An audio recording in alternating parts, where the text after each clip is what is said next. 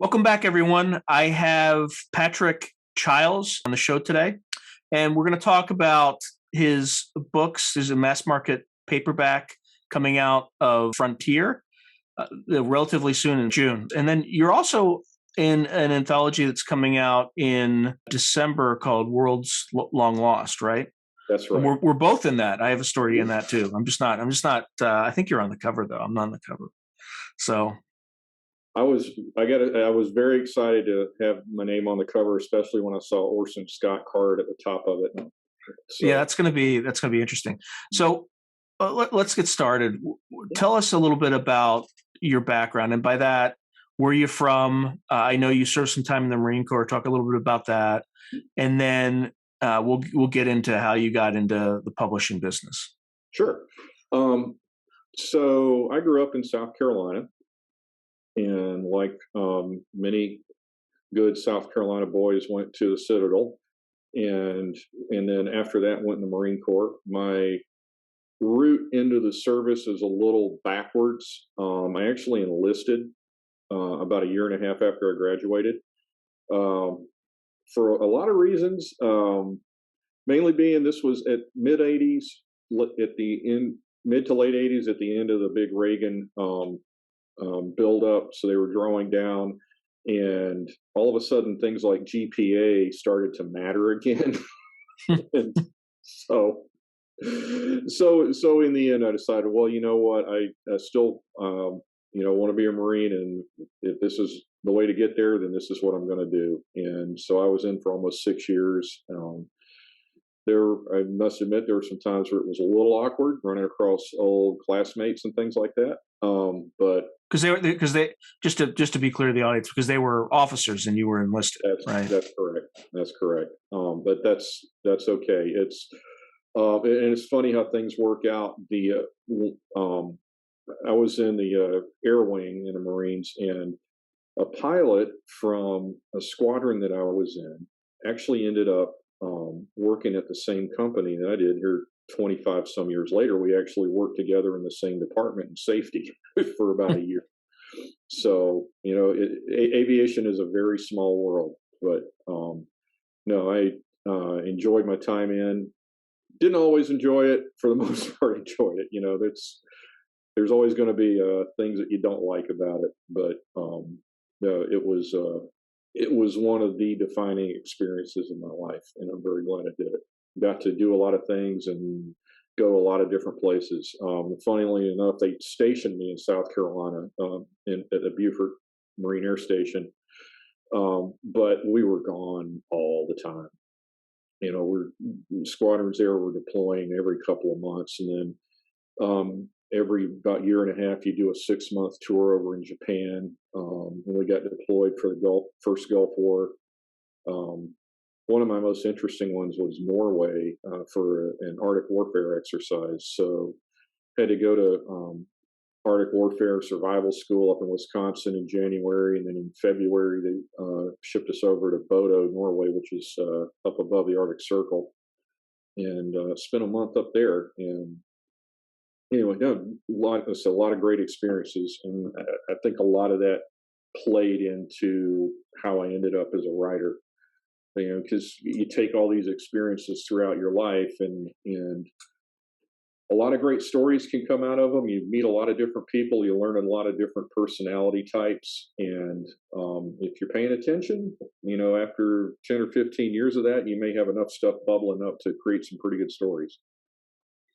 And how did you get started in the writing business? Like, did you start writing short stories, or did you just go straight to novels and pitch them, or did you self-publish? Like, what was your journey there? I went straight to novels, and at first it was pretty daunting, but then I was thinking back and realized, no, you've been doing this since you were a kid. And so when I was young, I drew my own comic books. There were stories that I had in my head that nobody else was telling, so I started doing my own thing. And did that a lot off and on through middle school and high school. Actually had a pretty popular comic strip at the Citadel in the school newspaper. It was a little subversive. My freshman year, my identity was anonymous, because that would have been dangerous as hell for my name to come out when I was a knob. But it was pretty popular because I poked a lot of fun at a lot of people and managed to get away with it. And anyway, after that in the military, and I got out in the working world in the airline and private aviation business, a lot of that kind of fell by the wayside. I got wrapped up with work and family and raising kids, but the stories never really left my head. And writing was something I always wanted to do. That's how I ended up as an English major in college, even though my interests my whole life have been in airplanes and rocketry and astronomy. I was an English major, go figure. So about 2003, 2004, this was about around the time of the X Prize and Spaceship One, and then Virgin Galactic starting as a business. I was following that really closely. I was really excited about it, especially when Virgin and then Blue Origin at the time too. They were talking about not just up and down suborbital space tourism, but actually going somewhere point to point. And I thought, well, if they can make it work, if somebody's willing to pay $250,000 for a suborbital, 15-minute hop, they'd be willing to pay a lot of money to actually get somewhere that way. And the environment they'd work in would look an awful lot like the airline environments that I'm used to. And I know the personality types. One of the pilots I served with in the Marines went on to become an astronaut. So again, I don't take specific people and turn them into characters, but again, the personality types are certainly at play. So anyway, I started thinking, what's the worst thing that could happen in a situation like that? And I thought it made a pretty good story. A passenger spacecraft stranded in orbit, and they have no means to get it home, and of course, the life support's going to run out at some point, and we're dealing with a lot of high wealth, high maintenance passengers, in an environment like that. So I thought it made for a pretty good story. So that was called Perigee, and it took me about 7 or 8 years to write that because I was learning how to write a novel at the time. I had been writing. I should step back a little bit. I had been writing for a couple of aviation industry magazines, and had a story published in Smithsonian's Air and Space. So I was able to hone my skills with that a little bit. But going from that to writing a novel, I compare it to building model cars and then building a car. and it's a lot different. And there were a lot of starts and stops along the way, a lot of rewrites. I was actually able to get some pretty valuable editorial input on it from a couple of different sources, and got to what I thought was a pretty good novel. And then went through the whole deal of querying agents, and which is high school dating all over again. It will crush your soul if you're not strong enough. And I spent a year and a half sending out query letters, and it's the whole query, reject, repeat cycle. And it really does. It's hard to work through that because 99% of the stuff you send out is going to come back rejected. The other 1%, you might get some interest, but it was tough then, and from what I understand, it's even tougher now.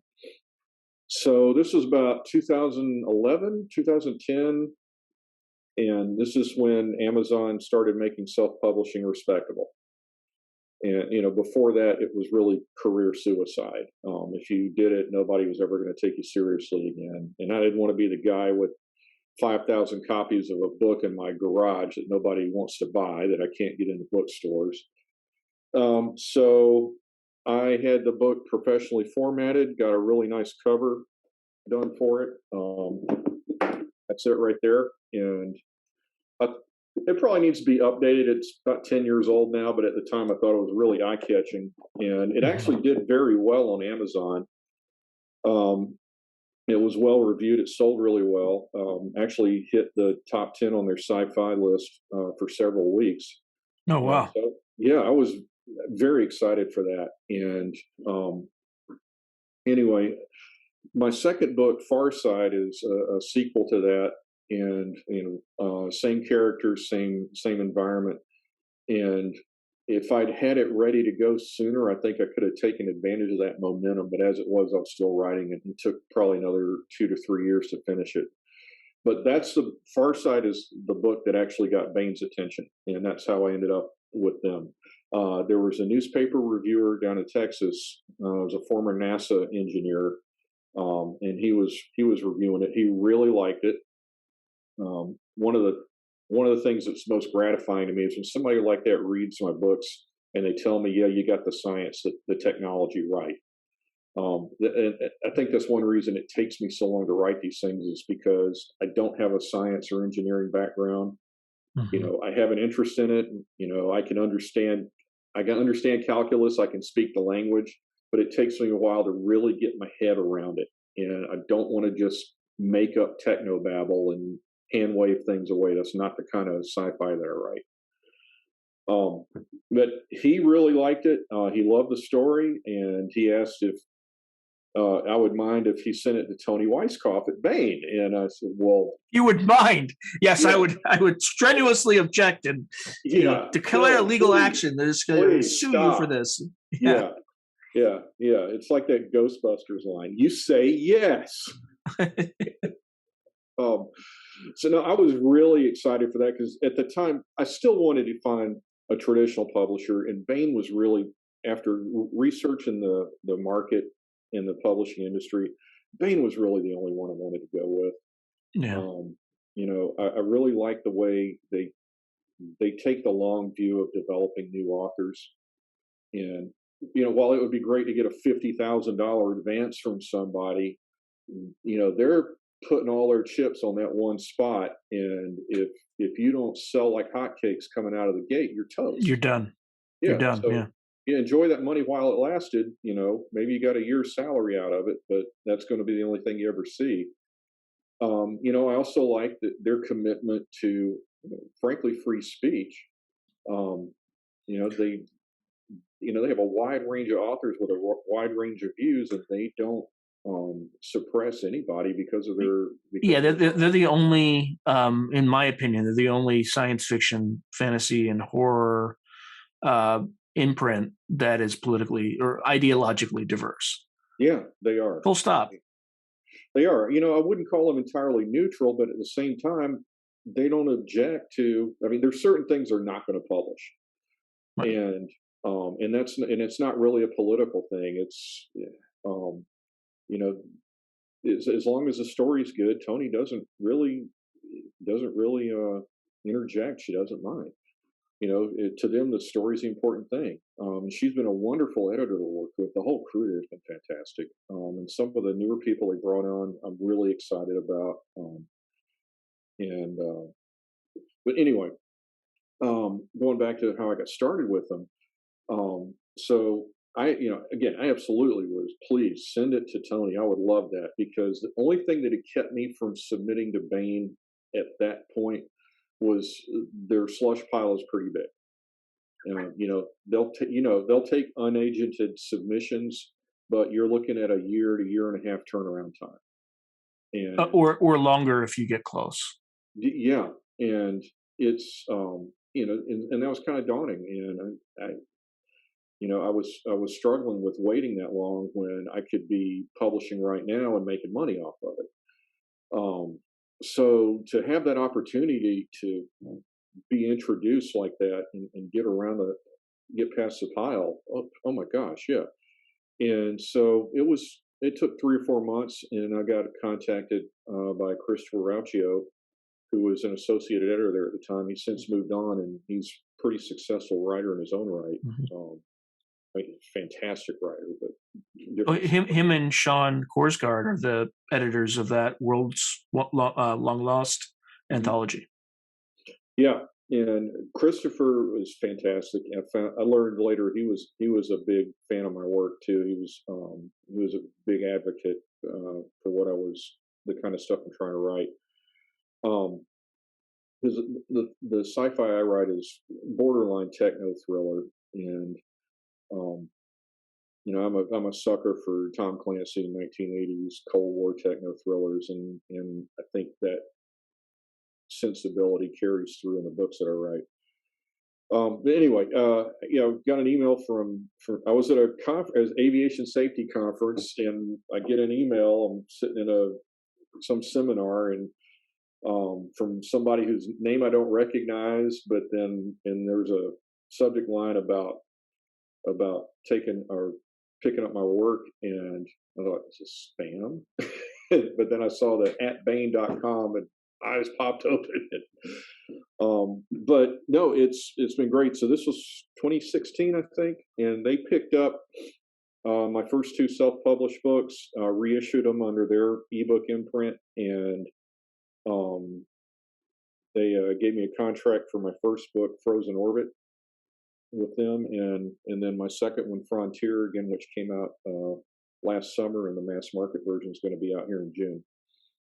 And so yeah, I've got the short story Worlds Long Lost coming out at the end of this year. Last summer also had a short story in the World Breakers anthology. David Weber, Larry Correa were in that one. And then I've got another short story in a different anthology. It's called Under a Crimson Sun. Les Johnson is editing that. And that will be out, I think, about the same time as the the Frozen Orbit sequel, which will be spring or summer of next year. Now, tell me a little bit about Frozen Orbit and Frontier. What's the premise behind each book, and why should people check it out?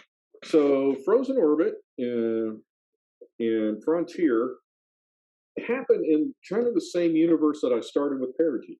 And I hope you don't mind me flagging my books too much. No, this is what the purpose of this interview is, to be honest. Right? Please buy this. It might actually save me editing time, because usually I have the book flash up on the screen in between us. But yeah, sorry. I was thinking the Wayne's World extreme close up.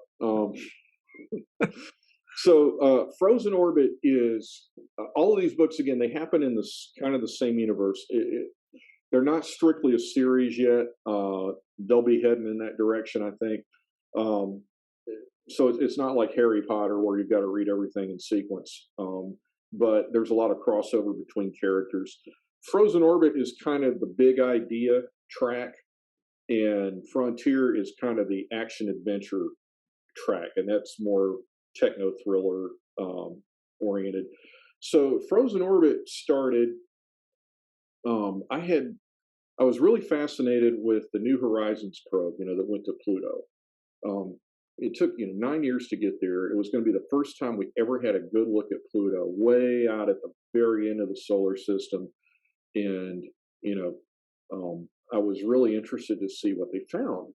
And then the little creative devil voice in the back of my head said, "What if they found something they didn't expect that's not exactly natural? And what might that be, and what would happen?" And now it's off to the races. That's kind of how my story ideas get started. It's that what if question that I just can't get out of my head, and all the threads start spinning out from it. So the kind of science fiction I write, I'm not really into space aliens and things like that. And I think that would have been too obvious, alien base, they find at Pluto. But I thought it needed to be something artificial. So what could it possibly be? And I decided it's an old Soviet spacecraft that they got there first. Not only did they get there first, they got there with a manned spacecraft. And so how in the heck did that happen? Well, again, this goes back to my fascination with space flight, especially the early days, the Apollo program. I was a little kid and grew up, nursed on that, and followed a lot of things that happened, nuclear propulsion engines that got built and were never used. Mm-hmm. But then the whole Orion program, or not, it wasn't a program, but the Orion concept, if you're familiar with, and that's to use nuclear explosives to propel a spacecraft. The Air Force looked at this really seriously in the 60s and 70s. There's a lot of unclassified papers on it. Those are some of the things I use for research. the British, was it the British Interplanetary Society? Um, I believe took it even further. They really advocated pretty strongly for it. They had Project Daedalus, Project Icarus. They wanted to create an interstellar probe using this kind of technology. And the concept is really simple.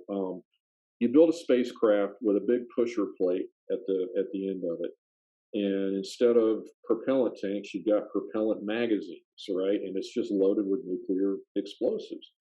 And you got maybe an ablative coating on the pusher plate, because it's not as simple as just lighting off a bomb behind it. There's no air for a concussion wave to push it. It's, it's thermal energy and directed plasma anyway, but if you continue ejecting those at a constant rate, you can get pretty high acceleration over a long period of time. Well, And what's the force acting on it? Because obviously you don't have the air pressure Mhm. on that. So what so it propels it? so the concept was, again, it's not as simple as lighting off a bomb, but that the charge is shaped in such a way that the heat, the Heat? plasma from it, gets directed at the pusher plate, and they either coat the bomb casing itself with materials that'll amplify that, or have an ablative coating on the pusher plate. And so anyway, the idea was that you could get to a pretty um, appreciable fraction of light speed using that technology if you had enough of them and accelerated over a long enough time. And I think the Air Force paper predicted something like 5 or 6% of light speed, which just seems unbelievable. But anyway, Well, then you have a materials science issue, right? yeah. But Yeah. anyway, there's a lot out there on it, and um, so I realized there's how they did it, because the only people that would have been nuts enough to build something like that would have been the old Soviet Union. And how would they keep it secret? How How would would they they? keep people alive for that long? Yeah. Well, see, well, that's just it. If you get it that fast, you could conceivably do a round trip all the way to the end of the solar system and back inside of a year. Now, it would take a lot of propellant to do it, but it's conceivable. There's a really helpful site for sci-fi writers called Atomic Rockets. I plug it every chance I get. A lot of people use it, and this guy Winchell Chung has pulled together an unbelievable amount of information on this, not just this kind of technology, but every conceivable technology for space travel. I mean, starting with the basics all the way to fusion drives, and anyway, does a really good job of pulling in all the various research that's out there on this stuff. So none of the things that I write about are anything that I've made up out of my own head. It's all existing research, existing technology that maybe I extrapolate out 10 or 15 years as to what it might look like in practice. So All right, so that's frozen orbit. How about frontier? okay, yeah, and if you don't mind, I did kind of get a little off track on frozen orbit. I got wrapped up around the axle with the technology. If I could backtrack just a minute, if you don't mind. So what happens in frozen orbit is, again, some pictures from the New Horizon probe um, that get neglected, and then they find some radiation signatures that are curious, and they start looking at closer at the probe pictures and see, oh, there's a spacecraft that looks like it could have been a modified Mir module, and oh, there's CCCP stencil on the side of it. How come nobody ever heard about this, and how come they didn't come back? And this is what launches um, Congress into funding a NASA mission to build a similar spacecraft to send a crew out there to, you know, not only plant the flag but maybe find out what happened. And that leads into some curious things, and it leads them into some discoveries that nobody expected. And I get into issues of where we came from, kind of what's our place in the universe, how come we've not discovered intelligent life, and maybe it's because we're actually the first. And if we are, then does that put any kind of special expectation on us?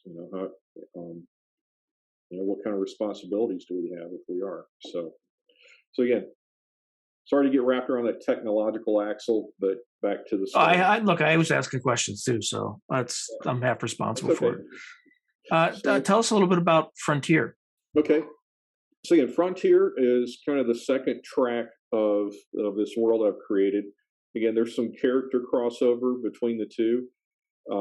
Frontier is more of a techno thriller style action adventure military story, and it's the story of a young space force officer. And um, where I went with it is projecting things that the space force might be doing, say in 20 years or so, hopefully, and that would involve crewed spacecraft, not just running around and driving satellites around and things like that. And what I thought was maybe most likely was some kind of search and rescue mission, sort of like the Coast Guard does.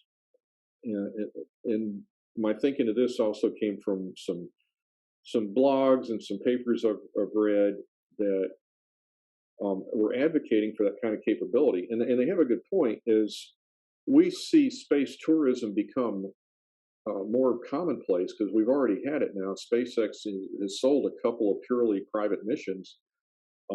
Virgin Galactic says they're going to. We'll see. They're pretty far behind where they thought they were going to be. And of course, Blue Origin is out there, and they've been slowed down, but I think they're going to catch up at some point. So anyway, the more people you have up there, the more likely it is that at some point you're going to have a situation like I wrote about in Perigee, where you may have a vehicle that is crippled somehow and in orbit, and you've got to have a way to get those people back. So, so that's where I went with this. That the Space Force has built a patrol cruiser.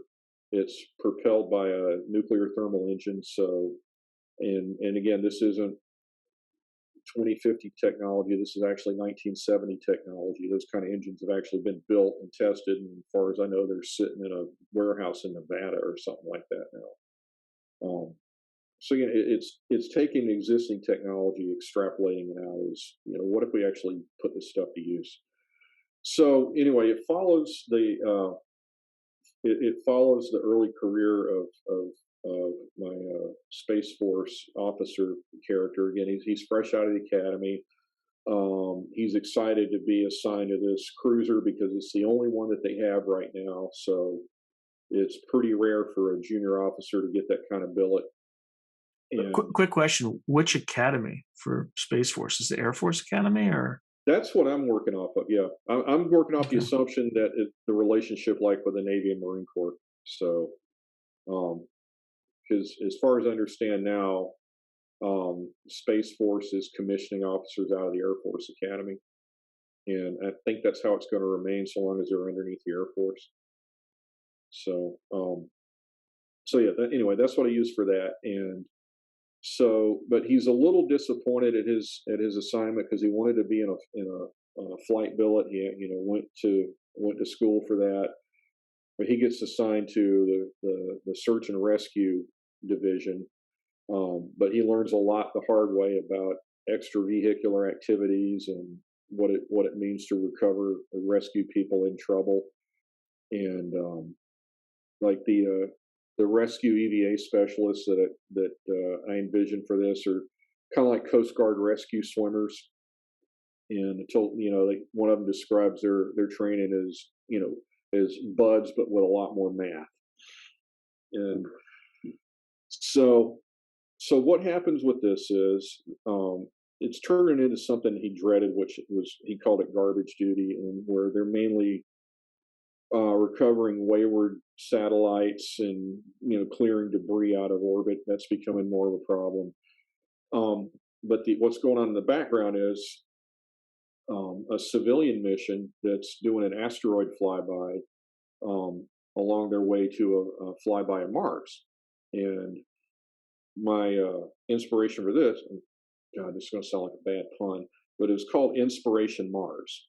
I don't know if you've heard of this or not. This was a thing about 10 or 15 years ago now, maybe not quite that long, but the first space tourist, Dennis Tito.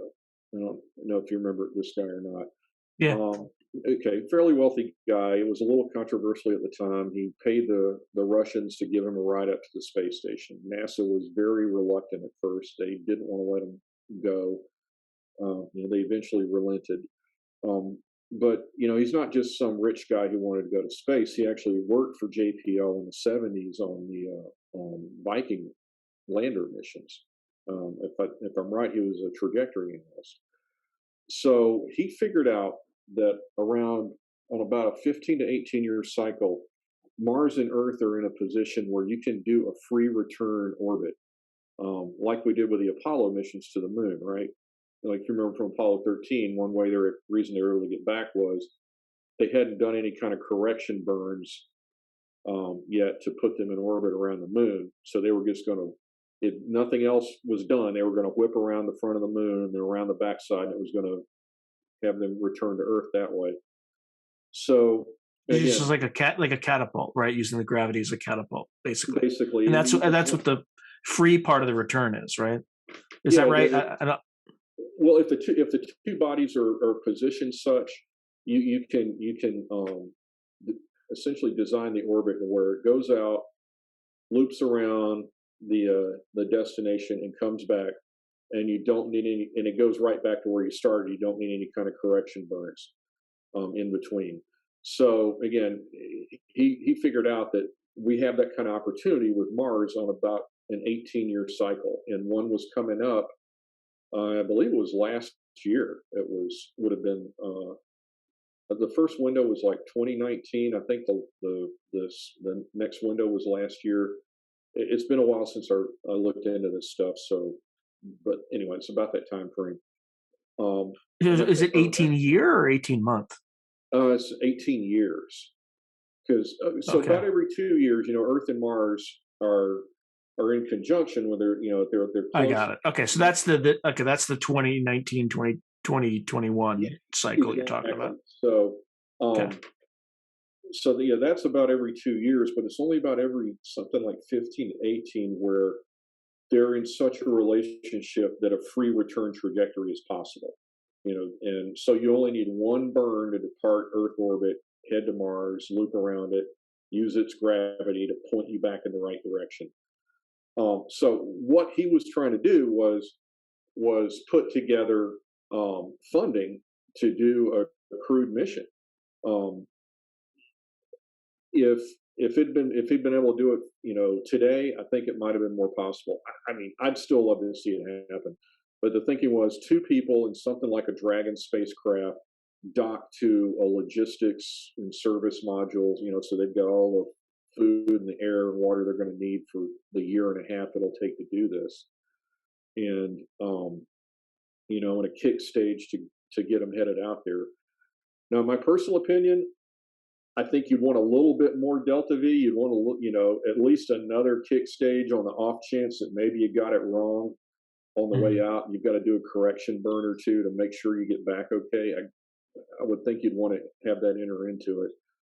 So anyway, that was the basis for the civilian mission, that they were doing a flyby of Mars, and there happened to be a newly discovered near-Earth asteroid that kind of was co-planar with their orbit on the way out there, gave them an opportunity to investigate. Well, that was what was driving it. The characters that I wrote for this were an expatriate Chinese couple. They were big in mineral, oil, and gas exploration. They wanted to get into asteroid mining, and they saw this as an opportunity to prove a concept.